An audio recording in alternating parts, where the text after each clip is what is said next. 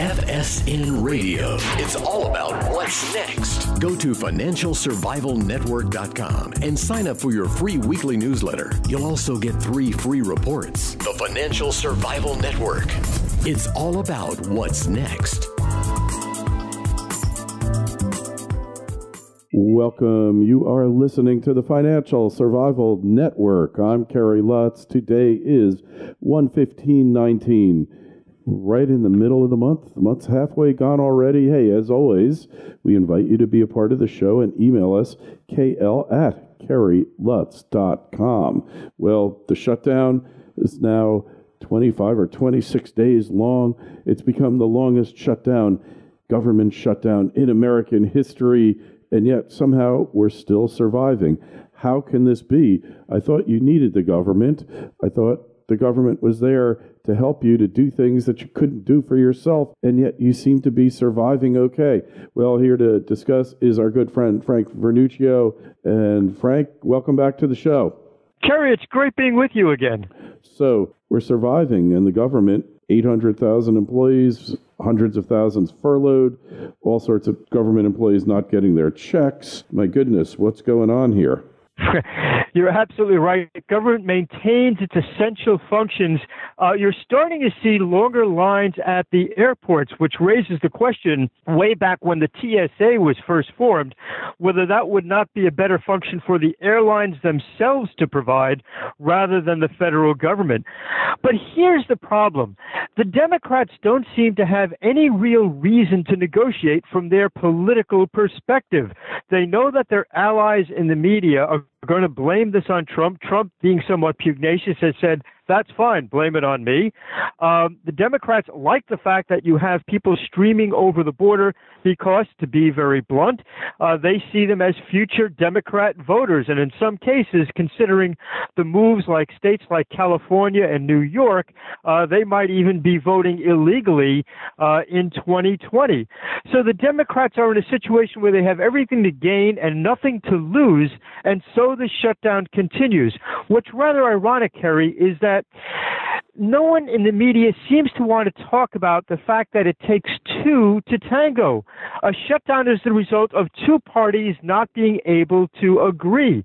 This is characterized, of course, as a Trump shutdown, but it's a shutdown because neither Trump nor the Democrats can agree with each other, and in particular, because the Democrat Party sees every advantage to gain from continuing the shutdown.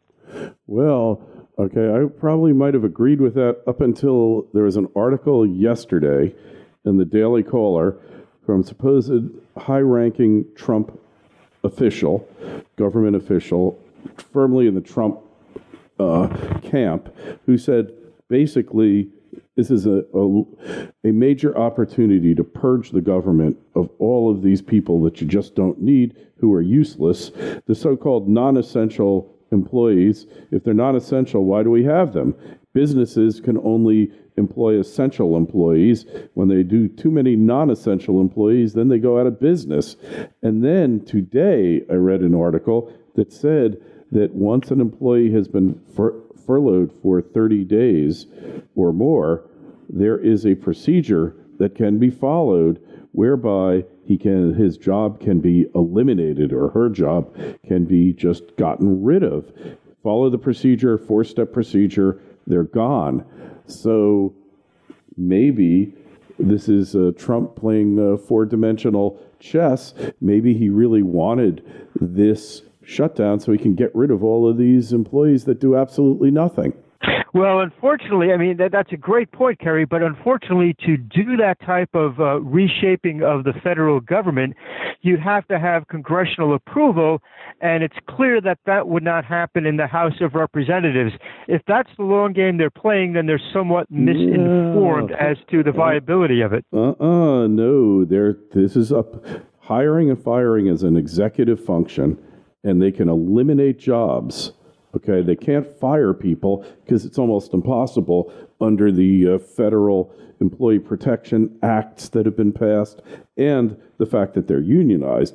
But totally eliminating jobs, they don't need anyone's approval to do it, and then the money doesn't get spent.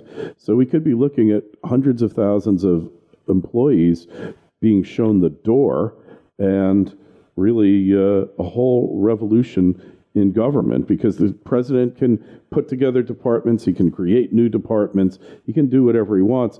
Congress has to allocate money, but he can eliminate positions. Maybe Congress can try to reinstate them, but generally most positions are created by the executive. So wouldn't that be amazing if the Consumer Financial Protection Bureau, Lizzie Warren's brainchild, all of a sudden they're non-essential employees and they're shown the door? It could be done here. I think it's viable. Oh, I think that's a great thing if it actually happened. I don't see that Congress would have a lot of problems. It would be almost a double shutdown. Congress would start to withhold funds from the military and things of that sort in the next budget if, in fact, that was done unilaterally by the White House. Although legally you're correct. The White House could do that. And indeed, you can certainly make the case that it should do that. Let's be blunt. The federal government has metamorphosed into something that the Founding Fathers never envisioned it to be. Most of the functions you can debate a lot of the things that the particular unnecessary federal agencies do, whether you think they should be done at all. They should be done at the most at the state level. There have been statistics that indicate that the states, as inefficient as they are still a heck of a lot more efficient than the federal government. So let's say you believe that an agency that spends $100 should not exist on the federal level. That same $100 would be worth about $500 if done on a more intimate level in the states and locales than they would on the federal level. Clearly, this moving up of responsibility from the states, from the cities to the states to the federal government was a bad move in the first place. It continues to get worse. A reshaping of the government would be a godsend to the American taxpayer. For certain, we got all these people. They're just there to give people a hard time, basically, right? I mean, that's the reason they exist. It said that if you are in business, that you cannot wake up in the morning, brush your teeth, and cross the street without violating some federal regulation or another. The Federal Register, although it's been reduced somewhat in terms of new regulations under the Trump administration, continues to be a nightmare for anyone with any kind of functionality in the United States. How can you continue to have so many regulations which affect Americans without their knowledge, in many cases, that those regulations even exist? You are perpetually in a state of looking over your shoulder, worrying whether you have violated some regulation that you may not know exists at all. Hey, that's such a great point. And I would make it even worse than from when you wake up to when you walk out the door. I'd say from when you wake up till you brush your teeth, you probably have committed 3 felonies already. And, of course, that's a great thing to keep a population in check. You know that if you ever get into a dispute with the federal government, there are all sorts of things that they can do to you because you may have violated a regulation. Let's take a look at that even in relation to the Mueller investigation. A lot of the people that Mueller has gone after, we know that has absolutely nothing to do with Russian collusion. And so to justify his existence, he's found whether some of these folks have violated some registration rule or not, which goes to show that under any occasion when the federal government wants to get you, they can come up with something that you've done wrong that you might not even know you were doing wrong in the first place. Yeah, look at Jerome Corsi. He answered the questions, exactly. He turned over all his emails, and they still said he was lying. So, hey, one thing, you're in New York, and this is the birthplace of a lot of bad political thought and a lot of bad policies, and now you have AOC, Alexandria Ocasio-Cortez. Yeah, so Alexandria Ocasio-Cortez, or as one of my FSN members called her, occasional cortex. So, because that cortex seems to be flashing on and off. She brings up such an important issue, Kerry. It's one thing to disagree with someone's ideology. That's fine. That's what politics is, based on disagreements. But you would hope that in a nation as large and as important as ours, a certain minimal level of competence would be expected from our federal representatives. The problem with Alexandria Cortez is not just that she espouses a philosophy of socialism which has wrecked every nation in which it's been tried. It's that she doesn't even have her facts straight. You know the old saying, we're all entitled to our own opinion, but you're not entitled to your own facts? Well, in the Alexandria Ocasio-Cortezes of the world, they're entitled, apparently according to the media, to their own facts. Yes. Reality be damned. And that's the problem. It's not just the ideology, it's the basic level of competence that we're seeing thrown out the window in our elected representatives. Hey, I would say that Alexandria Ocasio-Cortez believes she's entitled to her own reality, and the rest of our reality be damned. I mean, she's living in an alternative universe because just ask her, well, what about Venezuela? No answer, right? She can't answer any serious questions. But I would tell you this, Frank, that the reality of arguments has changed because all she has to do, Joe Lieberman makes some valid points. All she's got to do is reply on her Twitter feed, who dis? Who dis? Like, who are you? You're like an old white guy. We don't really pay any attention to your type anymore. And the millennials eat it up. So for her followers and for a large portion of the millennial generation, her reality is validation of their reality. And that's what's scary about her. FSN Radio. It's all about what's next. Egypt is on the verge, once again, becoming a world-renowned gold producer. The Golden Age is being rediscovered. For millennia, ancient Egyptian kingdoms prospered from unparalleled riches. Pharaohs built their empires and flaunted their abundant wealth that was made possible by the country's resource-rich gold deposits. Despite this rich history, modern Egypt remains one of the most underdeveloped gold mining countries in the world. Aton Resources is at the center of the modern Egyptian mining world, diligently working both as the only public exploration company in Egypt today and as the advocate for mining reform with the Egyptian government. However, those that arrive early like Aton will reap the best rewards. Aton's discovery of the legendary Lost Mountain of Gold at Radruin and its current aggressive drilling program there could potentially reap those rewards. Aton Resources is focused on its 100% owned Abu Marawat concession in the Arabian-Nubian Shield, located 200 kilometers north of Centamin Sakari's world-class gold mine. Aton possesses first-mover advantage in the underfollowed jurisdiction of Egypt, which is currently undergoing mining reform. To stay on top of Aton's latest drill results and news, go to atonresources.com. Aton trades on the TSX-V under the ticker AAN and on the OTC under the ticker ANLBF. The Financial Survival Network. It's all about what's next. Kerry, you're making a vital point. The fact is, for at least 2 generations and probably more, we've had young people who have gone through an educational system which simply does not deal with reality. We know they stopped teaching history. We know, for the most part, we know that their teaching of civics comprised mostly of anti-American screeds. We know that they've now thrown science out the window and replaced it with something called sustainability instruction, which is left-wing propaganda on global warming and things of that sort. So you do have 2 generations, at least, of young people for whom reality is simply a subjective idea. Yeah, and it's a little bit scary. Hey, so we're not going to solve that problem, but you need to be aware of it, because even though from a rational basis she makes no sense, she's an idiot, she's stupid, she's ignorant, and I'll say all that on the record because she is, because there's no depth to this person. She's not a thinker. It's like, oh, let's just give it away and tax more. And gee, so what if we wind up like Venezuela, but we're being more equitable, we're being fair to people, we're giving you opportunities, all of this nonsense. It's gobbledygook. But her generation is responding to it. And that's the scary part, but I think they will come to their senses because there is a thing called bankruptcy. States will go bankrupt. Perhaps even the good old US of A will go bankrupt.